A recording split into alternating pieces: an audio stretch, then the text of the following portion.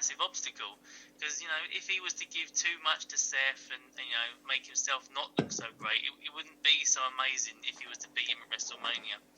And it's no lie what the things that Triple H said on Raw, that he handpicked Seth Rollins. He thought he was going to be the future of the company. These aren't lies. These are actually the thoughts that's gone through Triple H's head. I mean, there's a reason why Seth Rollins was the first NXT champion, and why he was the one that got the special treatment out of the Shield when they were selected to break away, and he was the main focus. All of these things are a reason, and even down to the things like Seth Rollins being gifted the pedigree as his finisher. This is the guy that Triple H has hand selected, so I wouldn't say that he's looking in any sense of the word to bury him. He's going to be wanting to put him across in a good way for sure. Yeah, and as far as listen, the only confusing thing I find about it, not so much in this feud, is that like I say, on NXT, Triple H is like the guy that wants to push things right. He's doing the good stuff in the UK. We know his philosophies on wrestling because he's very vocal about it. It's just hard when you're seeing him on screen trying to portray the heel, because kind of part of me likes the guy because I know what he's doing behind the scenes, and it's not like they're hiding that fact. He's out talking about it. So I do think there's a conflict of interest. I mean, I wouldn't necessarily say it's a bad idea if they actually just have him going back as a babyface soon, because not even as a pure babyface that sucks up to the crowd, but just let him be the guy that we're listening to when he's talking to the press and all the rest of it, because I just think it would make it a little bit more realistic, and fans would buy into it a little bit more than when we're kind of having to sort of see him be this complete arsehole on screen sometimes. You're thinking, why would he be like that when he's loving all these young guys on NXT, and he's giving them all these good opportunities, he's got some great ideas. So I think that's the only mixed messages we get sometimes, and it's the same with Stephanie as well. Classic case there. That'd be my thing. Okay, we got this interesting name, Nasty Boy V. Just wanted to say hi. Got all my mates over this weekend. 25 plus friends over for this one night.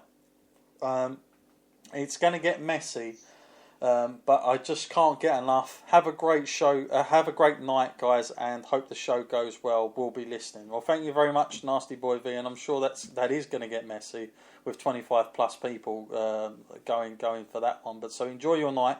Okay, Matt, we definitely can't have a super show without the, let's say, super fan, Jimbo, Wrestler Squad number 9. He's here, Matt, and he's got an email for us this week. So for WrestleMania, hello to you both. Happy WrestleMania weekend. Well, happy WrestleMania weekend to you, Jimbo, as well. Okay, would the likes of Pitbull and Flow Rider do one already? Annoys me that matches get bumped for that. If Goldberg wins, I stop watching WWE. Do you think there are plans for WWE to use Balor anyway on the show? P.S. Looking forward to hearing Jim Cornette at the Hall of Fame. Thank you, Jimbo. So Jimbo's stating another big thing there, Matt, and we know he keeps true to his word. If Goldberg wins, he's out of the WWE. So there you go there, Jimbo. It's a good point it brings up about this whole, we got a couple of music performances that we know about. I'm expecting one of them to be in somebody's entrance, quite frankly. But Pitbull, Flow Rider, I mean, it's not exactly. Yeah, what do you make when they announce music performances, Matt, on the show? Is it like the Super Bowl? You come to expect these kind of things, like it's the grand stage, so we should expect WrestleMania to be different, that it will have these things? Or do you get a little bit sort of gutted that matches are kind of either timed down, trimmed down, or they're bumped off the card? I mean, what's your sort of take to it? Because I guess in some respects there's an argument for both, isn't there, really, in some respect? I do kind of think it's a bit harsh because, WWE can't gauge, the reaction that fans will get from this, because Like, it's not like if it was on normal TV. Most of their viewings are through a network now, so you can't tell how many people are just fast forwarding this thing, going, "Oh, get this out of my life. I don't want to see Flow Rider or Pitbull." I will be one of those people. I'll be fast forwarding this thing. It's not got any interest from me. The only way I'll watch it if it's involved in an entrance, then I'll watch it. But otherwise, I just don't think it has anything to do with wrestling. Of course, it's a nice bit of entertainment for everyone in the stadium, but incredibly tedious for everyone watching at home. I've come here to see wrestling and be highly entertained by that. I got to say, I just don't think it has a role there. If it's involved in an entrance, fine. If not, don't put it on. Yeah, we're talking like Motorhead when they done for Triple H, that kind of thing. It's involved in the entrance. I kind of like that, but like when Bray Wyatt had his guys there as well, and CM Punk, he'd done that similar thing. I kind of get that, but I just think to have a music thing going on. I mean, it's weird. I mean, I get the whole. I'm all for the national anthem, getting someone in to do that. That I completely understand. They've done that since the get go. I'm trying to think back, Matt, to the first time they ever had just a music performance happening at a WrestleMania. I can't remember where all that started, but I'm trying to think back in my mind here. But I'm thinking it possibly was the likes of was it WrestleMania 18 where they had like Drowning Pool and Saliva and those type of bands there. Can't really put my finger on it. I was thinking, like, when you thought of that straight away, it reminded me of, do you know the guys that sung the DX theme tune and they did, like, the national anthem and everyone booed them, didn't they? I think that was a 98 or something. Yeah, actually, you're right. Yes, it probably was there. It was terrible, that was, wasn't it? God, they was doing the X-Pac tune, weren't they? The DX one. Those guys. Oh, yeah. Oh, crikey, yeah, mate, that anthem was horrendous, wasn't it? I do remember that. So yeah, maybe that's where it started. I just think they've looked at the Super Bowl and they've gone, yeah, they've got one of them. We need our own. But I remember at WrestleMania, WrestleMania 25? I think they had Kid Rock. But he not only done it wasn't like just a normal one song. He literally went through his whole archive of music. It was like a little mini concert going on. I was thinking, God, blimey, this is far too long for a WrestleMania. I mean, I did enjoy, for instance, WrestleMania 19. I think Limp Bizkit were there, and I did enjoy their performance. But it was just one track, and it just sort of got done with. And the timing of it was right. I mean, it was like just at the right sort of time. But I just again, I don't think it's to everyone's sort of want. But Jimbo, listen, nobody likes to see the guys that work their arse off all year round to be bumped off the show for these kind of music performances. I totally agree on that one. But Jimbo, listen, we'll see how it goes. Hopefully you'll still be with us for Monday's show. But enjoy WrestleMania, Jimbo, and the weekend. Hopefully look forward to hearing from you and see how that goes. Okay, Matt, I think that we now need to move to WrestleMania, Matt. And before we get on to the matches, Matt, of course we'll talk about the pre-show as well. Just wanted to throw something out there, Matt. I was watching Bring It to the Table earlier. I mentioned this last time on the podcast. I'm a massive fan of this. It's been really interesting, Matt, that Corey Graves created a lot of controversy when he was asked what Shane McMahon versus AJ Styles did for him, and he said nothing. That made the rounds, and on this week's episode, he got asked about, had he seen Shane since, and he said yes, he did. And then when he was asked what did he say, he said, "I'd rather not say." So I thought, I bet that went down really well then. But it's interesting, Matt, that this show. I mean, it's only a 30-minute show, but it's sort of breaking the rule book, if you will, with WWE. Like, they are literally talking about things very much out of the bubble on this one. About just directly what it is.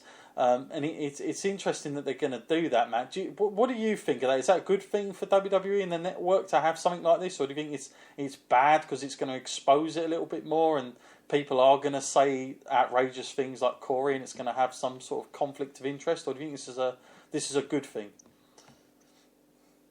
No, I mean, I think it's great. I mean, if probably all started Stone Cold podcast, didn't it? They started talking about things that they shouldn't. You know, they had AJ on there talking about TNA and that. Yeah. You know, that's fine, but I think there will be limits. There will be restrictions of things of how far they can go. I mean, although Corey did speak rather openly about his own opinions in that, if WWE wanted to spin it however they wanted to, they could just play it off as a bit of like friendly rivalry, considering Corey is Raw and Shane is SmackDown. They could play it off that one. I mean, I guess there will be some limitations, but I'm a big fan of this being more open about it, because a lot of people are. That's the fun about talking about wrestling. We don't like everything, and when there's something that we don't like, we're passionate about it. We're open about it. If you just look anywhere you want on all these internet posts and everything, people are out there talking about it non-stop. Sure. And that is the great thing about wrestling. Everyone has an opinion, and everyone is passionate about their opinion. Absolutely. There's been a few photos going around the internet at the moment of what the actual set looks like. I'm going to say it looks, from some of the shots I've seen, it looks like they've done an incredible job once again. You just can't imagine the amount of work that's going on, and those guys, they do a tremendous job. One thing you can't fault about WrestleMania, despite even last year, is the amount of work that goes in on those sets to make it look as good as it does. The presentation side of it, I think, I would say it's probably some of the best produced stuff in globally in sort of entertainment, any kind of entertainment. I mean, it ranks up there, Matt. I mean, it's something that I guess people don't really talk about as much, but and we certainly don't as wrestling fans. But when you look at other sports, other sort of mediums of entertainment, Matt, you put it up against, say, the Super Bowl and stuff like that. This WrestleMania certainly competes with on all those levels, doesn't it? With those sort of other big entertainment extravaganzas that we see.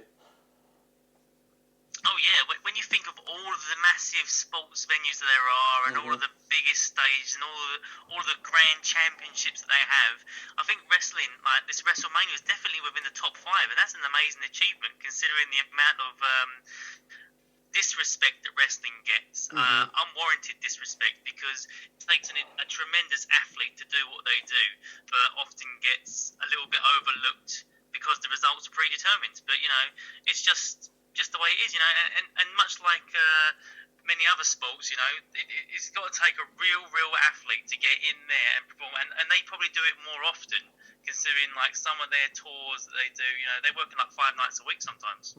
Yeah, well, from what I've seen of the set, it looks like it's going to be really good, very different as well, and it looks, I've got to say, from what I can see of some of the pictures, it looks very open. Like the idea, like I know last year, it was in the AT&T Stadium, which was kind of very much enclosed, but this one looks like it's very much out in the air. Like I'd probably say it's more along the lines of WrestleMania 31, where like Sting and Triple H, and that was very windy. I think we always remember that type of stuff, Matt, with poor old Sting's hair, what was left of it, sort of being shuffled everywhere when he come down the rampway. But it looks like that sort of open kind of stadium when you look at the pictures as far as the enclosure goes. So it's going to have that real sort of outside sort of view into it, and I should imagine that it will get darker, and they'll change things around. But I think it's definitely going to go light to dark.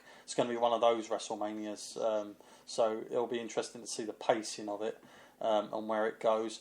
Okay, Matt. Well, I think we should probably start with the pre-show matches, obviously, and let's start with one that was has become a tradition now. The first ever inductee, in fact. Let's give him a rub on this one. Andre the Giant Battle Royal Memorial match.